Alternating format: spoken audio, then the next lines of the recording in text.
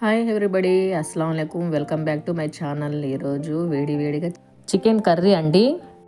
పరోటాలు సూపర్గా ఉంటుంది.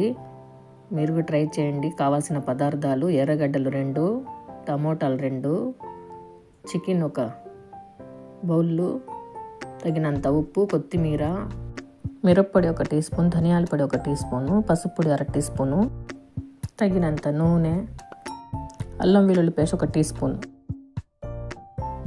తగినంత నూనె. ఫస్ట్ స్టవ్ వెలిగించుకొని బౌల్ పెట్టుకొని నూనె వేసుకుంటామండి. చూడండి, సో కాగినాక ఎర్రగడ్డ వేసుకొని ఫ్రై చేసుకుంటాము. కొద్దిగా మెత్తపడినాక అల్లం వెల్లుల్లి పేస్ట్ వేసేస్తామండి. అల్లం వెల్లుల్లి పేస్ట్ వేసేసి బాగా మసాలా ఫ్రై చేసుకుంటాము.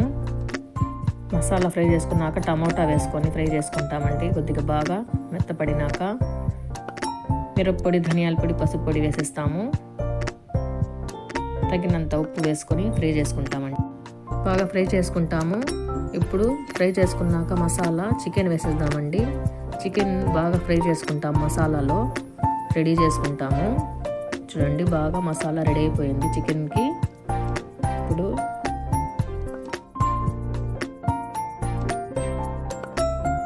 ఒక గ్లాస్ నీళ్లు వేసుకొని రెడీ చేసుకుంటామండి.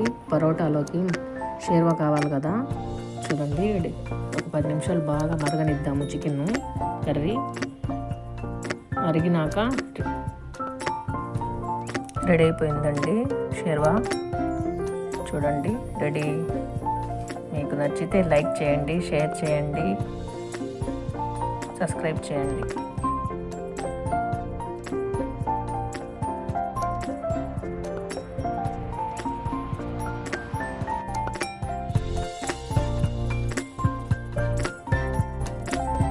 పరోటాలోకి చికెన్ కర్రీ రెడీ అండి. వేడిగా సూపర్గా ఉందండి.